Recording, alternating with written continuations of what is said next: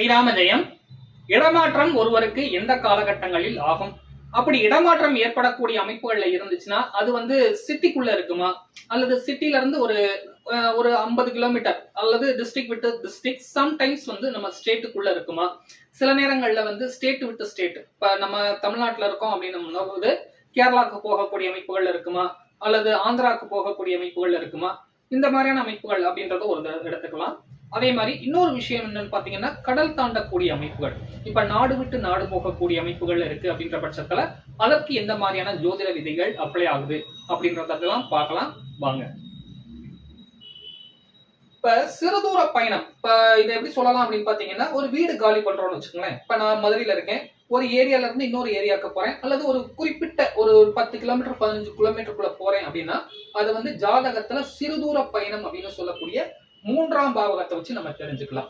அதே நேரத்துல 9ஆம் பாவகம் அப்படின்றது டிஸ்ட்ரிக்ட் விட்டு டிஸ்ட்ரிக்ட், சம்டைம்ஸ் நம்மளுடைய ஸ்டேட்டுக்குள்ளேன்னு வச்சுக்கோங்களேன். இப்ப நான் இருக்கிறது மதுரை, என் பக்கத்து ஸ்டேட் பக்கத்து டிஸ்ட்ரிக்ட் என்னன்னு பாத்தீங்கன்னா திண்டுக்கல் டிஸ்ட்ரிக்ட் இருக்கு. சில நிலைகள்ல நான் இங்க இருந்து மெட்ராஸ் போறேன் அப்படின்னும் போது அந்த ஸ்டேட்டுக்குள்ள வரக்கூடிய அமைப்புகள்ல வரும்போது 9ஆம் பாவகத்தை குறிக்கும். அதே மாதிரி 8ஆம் இடம் ஸ்டேட் விட்டு ஸ்டேட். இப்ப நம்ம இருக்கிறது தமிழ்நாடு, தமிழ்நாட்டை விட்டு கேரளா போறோம், கர்நாடகா போறோம், ஆந்திரா போறோம் அப்படின்ற மாதிரியான அதர் ஸ்டேட்டுக்கு போகக்கூடிய அமைப்புகள் இருந்துச்சுன்னா அதை 8ஆம் பாவகத்தோடு கனெக்ட் பண்ணணும். 8ஆம் பாவகம் சில நேரங்கள்ல வெளி மாநிலத்தையும் வெளிநாட்டையும் குறிக்கக்கூடிய அமைப்புகளையும் கொடுக்கும். ஏன்னா 8ஆம் பாவகம் வெளிநாட்டையும் குறிக்கக்கூடிய இடம் அப்படின்றதையும் நீங்க தெரிஞ்சுக்கங்க. அதை நான் எப்படின்றத நான் 2வது சொல்றேன். அதே மாதிரி 12ஆம் இடம் அப்படின்றது கண்டிப்பாக வெளிநாட்டுக்கான அமைப்புகளை கொடுக்கும். ஒரு பழமொழி இருக்குங்க, திரைக்கடலோடியும் திரவியம் தேடு அப்படின்ற மாதிரியான அமைப்புகள்ல ஒரு பழமொழி இருக்கு. இந்த 12ஆம் பாவகம்ன்றது ஜோதிடத்துல பரதேச ஸ்தானம் அப்படின்ற அமைப்புகளையும் சொல்லி இருக்காங்க. என்னடா இப்படி சொல்றேன்னு நினைக்காதீங்க. பழைய காலத்துல அந்த மாதிரி, அதாவது நம்ம குடும்பத்தை விட்டுட்டு இன்னொரு இடத்துக்கு போய் வாழ்க்கையை நடத்தக்கூடிய அமைப்புகள்ல இருக்கக்கூடிய அந்த 12ஆம் பாவகம்ன்றது ஒரு ஆளுக்கு வெளிநாட்டுக்கான அமைப்புகளை உறுதியாக கொடுக்கும். அப்ப இந்த விஷயங்களுக்கு உங்களுக்கு ஓரளவு நல்லா தெளிவா புரிஞ்சிருக்கும்னு நினைக்கிறேன். இதை நம்ம எப்படி கனெக்ட் பண்றது அப்படின்றத நம்ம பார்க்கலாம் வாங்க. அதுக்கு முன்னாடி, இதுக்கு போறதுக்கு முன்னாடி ராசியினுடைய தத்துவத்தை ஜெனரலா பார்த்தலாம். இப்ப பிளா அப்படின்னு போட்டிருக்கேன். பிளானா இது மேச ராசி, ரிஷப ராசி, மிதுன ராசி, கடக ராசி, 4 ராசி இருக்கு. இந்த ராசி மேச ராசி பாத்தீங்கன்னா ஃபயர், அதாவது நெருப்பு ராசி. அதே மாதிரி லேண்ட் அப்படின்னு சொல்லக்கூடிய ரிஷப ராசி பாத்தீங்கன்னா லேண்ட், நிலத்தை குறிக்கக்கூடிய ராசி.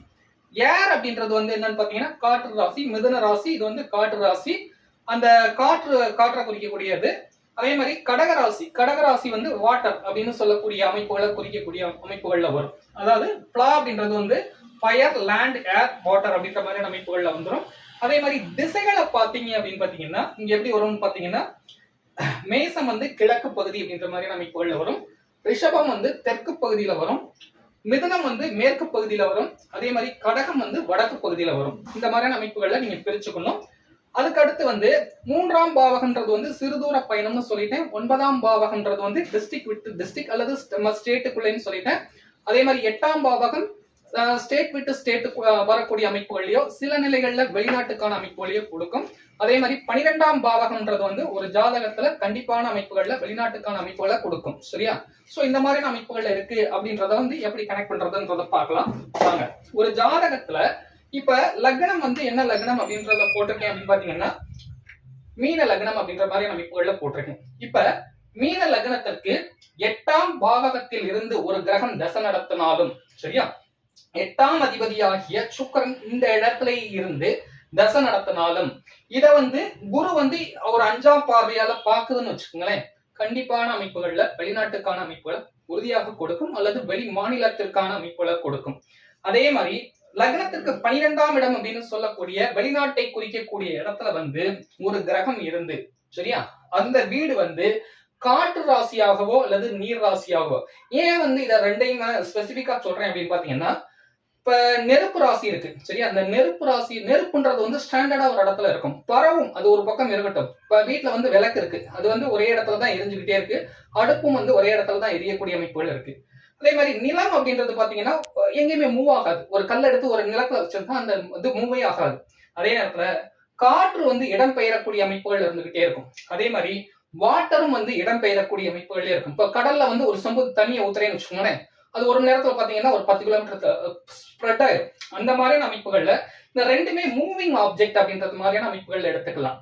அப்ப இந்த இந்த காற்று ராசியில வந்து ஒரு கிரகம் இருக்கக்கூடிய அமைப்புகள்ல அது வந்து 8ஆம் பாவகமாகவோ அல்லது 12ஆம் பாவகமாகவோ இருந்து தசை நடத்தக்கூடிய அமைப்புகள்ல இருந்தாலும், இப்ப நேத்து வந்து ஒரு ஜாதகம் வந்துச்சுங்க. அந்த ஜாதகத்தை பார்த்தோன்னே நான் சில விஷயங்களை கேட்டேன். அவர் அப்படி ஆக மாட்டார். அதுக்கு காரணத்தை நான் உங்களுக்கு இப்ப இந்த இதுலயே நான் சொல்றேன். இப்ப நேத்து வந்து ஒரு ஜாதகம் வந்துச்சு. அதே இதுதான், அதாவது மீன லக்னம். மீன லக்னத்திற்கு 8ஆம் பாவகம் அப்படின்னு சொல்லக்கூடிய இடத்துல வந்து புதன் கேது செயற்கையான அமைப்புகள்ல இருந்து தசை நடத்துச்சு. சுக்கரன் வந்து இங்க இருந்தார், அதாவது சிம்மத்துல இருந்தார். இவர் வந்து இப்ப அவருக்கு சுக்கர திசையில சுக்கர புத்தி போய்கிட்டு இருக்கு. நான் பார்த்தோன்னே கேட்டேன், நீங்க வெளிநாட்டுல இருக்கீங்களா, அதுலயும் குறிப்பாக மேற்கு பகுதியில லக்ஸுரியான கண்ட்ரில இருக்கீங்களா அப்படின்னு கேட்டோன்னே ஒத்துக்கிட்டார். அது எப்படி சொல்ல முடிஞ்சு அப்படின்றத நான் உங்ககிட்ட சொல்றேன். இப்ப அவருடைய ஜாதகத்துல புதன் திசையில இருந்தே அவர் வந்து வெளிநாட்டுல தான் இருக்காரு, ஜெர்மனில இருக்காரு. அதை எப்படி என்னால சொல்ல முடிஞ்சுன்றத நான் சொல்றேன். இப்ப இந்த வீடு என்ன வீடு? மீன வீடு. மீன வீட்டுக்கு வந்து 8ஆம் வீடு அப்படின்றது வந்து துலா வீடு. துலா வீடு வந்து யாருடைய வீடு? சுக்கிரனுடைய வீடு. அப்ப புதன் வந்து இங்க எங்க இருக்காரு? 8ஆம் பாவகத்துல இருக்காரு. உட்கார்ந்த வீடு என்ன வீடு? ஏர் ராசி, அதாவது காற்று ராசியில இருக்காரு. அப்ப புதன் திசையிலேயே வந்து அவர் வந்து இந்த வந்து மேற்கு, அதாவது கிழக்கு தெற்கு மேற்கு வடக்கு, மறுபடியும் கிழக்கு தெற்கு மேற்கு வடக்கு அப்படின்ற மாதிரியான அமைப்புகள்ல வருது.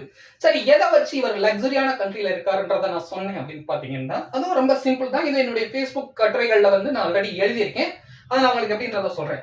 அதாவது சுக்கிரனுடைய வீடுகள் வந்து என்னன்னு பாத்தீங்கன்னா, ரிஷபமும் துலாமும் வந்து கொஞ்சம் லக்ஸுரியா இருக்கக்கூடிய கண்ட்ரி. சரியா? அதாவது லக்ஸுரியானா அந்த வெளிப்புற சூழ்நிலைகள், இப்ப சுவிட்சர்லாந்து எடுத்துக்கிறோம், அது ரொம்ப கூலிங்கா இருக்கு, நல்லா சுத்தி பார்க்கறதுக்கு வந்து மக்கள் போறாங்க அப்படின்ற மாதிரி லக்ஸுரியான அமைப்புகள் இருக்கக்கூடிய அமைப்புகள் எடுத்துக்கலாம். அதே மாதிரி புதனுடைய வீடுகள் அப்படின்னு சொல்லக்கூடிய மிதுனமும் கன்னியும் வந்து உங்களுக்கு புதனுடைய வீடாக வருது. அறிவு சார்ந்த அமைப்புகள் இருக்கு. இன்னைக்கு அமெரிக்கா தான் வந்து இருக்கிறதுலே வந்து டெக்னாலஜில வந்து ஃபர்ஸ்டா இருக்கு. அப்ப இந்த மாதிரியான அமைப்புகள்ல இருக்கக்கூடிய வீடுகள் வந்து பெரும்பாலும் அமெரிக்காவை குறிக்கக்கூடிய அமைப்புகள்ல எடுத்துக்கலாம், அல்லது நல்ல டெவலப் ஆன கண்ட்ரின்னு எடுத்துக்கலாம். இதை நீங்க அப்படி கூட எடுத்துக்கலாம். இது வந்து இப்ப ஒரு மேற்கு பகுதி இங்க வந்து இருக்குன்னு வச்சுக்கோங்க. இங்க வந்து ஒருவேளை வந்து இந்த 8ஆம் பாவகமாக இருந்து ஒரு கிரகம் இருந்துச்சுன்னா புதனுடைய வீடாகிய இருக்கிறதுனால அமெரிக்கா அல்லது கனடா, கனடாவும் வந்து நல்ல வளர்ந்த நாடு அப்படின்றதுனால அந்த பகுதியை குறிக்கக்கூடிய அமைப்புகள் அப்படின்னு எடுத்துக்கலாம். அப்ப நான் அவர்கிட்ட என்ன கேட்டேன்னு பாத்தீங்கன்னா, வெளிநாட்டுல இருக்கீங்களா, அதுக்கு காரணம் என்னன்னா 8ஆம் பாவகத்தில் இருந்து புதன் கேது தசை நடந்து இப்ப 8ஆம் அதிபதி ஆகிய சுக்கர தசை நடக்கிறதுனால அதற்கான அமைப்புகளை கொடுத்துருச்சு. ரெண்டாவது வந்து மேற்கு பகுதியில இருக்கீங்க, மேற்கு பகுதியில அந்த கண்ட்ரி அப்படின்னு கேட்டேன்னா அதுக்கு நான் விளக்கத்தை சொல்லிட்டேன். இது வந்து மேற்கு தசை அப்படின்றதுனால மேற்கு பாவகத்தை குறிக்கக்கூடிய அமைப்புகள்ல இருந்து அந்த இடங்கள்ல இருக்கீங்களா அப்படின்றத கேட்டேன். அவனும் ஒத்துக்கிட்டாரு. அதுக்கப்புறம் லக்ஸுரியான கண்ட்ரியில இருக்கீங்களா அப்படின்றத நான் எதை வச்சு கேட்டேன் அப்படின்னு பாத்தீங்கன்னா, நான் ஆல்ரெடி சொன்ன மாதிரி தான், சுக்கரனுடைய வீட்டுல இருக்கிறதுனால அது லக்ஸுரியான கண்ட்ரியா தான் இருக்கும் அப்படின்றத சொன்னேன். அவரும் ஒத்துக்கிட்டாரு. இது ஒரு 2 நாளைக்கு முன்னாடி கூட ஒரு ஜாதகம் வந்துச்சு, அவங்களே கேட்டாங்க. அப்பயும் வந்து அந்த பொண்ணு வந்து அமெரிக்கால இருந்துச்சு. சரியா?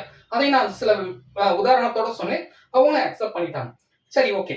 இது ஒரு பக்கம் இருந்தாலும் இப்ப சிறுதூர பயணம் அப்படின்றத நம்ம எப்படி கால்குலேட் பண்றது அப்படின்னு பாத்தீங்கன்னா, 3ஆம் இடம், இந்த 3ஆம் இடத்துல வந்து ஒரு கிரகம் இருந்து தசை நடத்தக்கூடிய அமைப்புகள்ல இருந்து அந்த வீடு, சரியா, அந்த வீடு வந்து உங்களுக்கு காற்று ராசியாகவோ அல்லது நீர் ராசியாகவோ இருக்கு. இப்போ உதாரணமா பாத்தீங்கன்னா, இப்ப வந்து ரிஷப லக்னம்னு எடுத்துக்கங்க. லக்னத்துக்கு 3ஆம் இடத்துல வந்து சந்திரன் இருந்து, சரியா, சந்திர தசை நடக்கக்கூடிய அமைப்புகள்லயோ அல்லது சந்திர புத்தி நடக்கக்கூடிய காலகட்டங்கள்லயோ சிறுதூர பயணம் அப்படின்றத எடுத்துக்கலாம். சிறுதூரன்றது வந்து நான் சொன்ன மாதிரி ஒரு வீட்டுல, ஒரு வாடகை வீட்டுல இருக்கோம், ஒரு இடத்துல இருந்து இன்னொரு இடத்துக்கு போறோம், அல்லது இங்க இருந்து ஒரு 20 கிலோமீட்டருக்குள்ள நம்ம சுத்தி சுத்தி வரோம், இல்ல படிக்கிறதுக்காக இங்க இருந்து ஒரு இடத்துக்கு மூவ் பண்ணி போறோம் அப்படின்ற மாதிரியான அமைப்புகள் எல்லாம் இதை குறிக்கும்.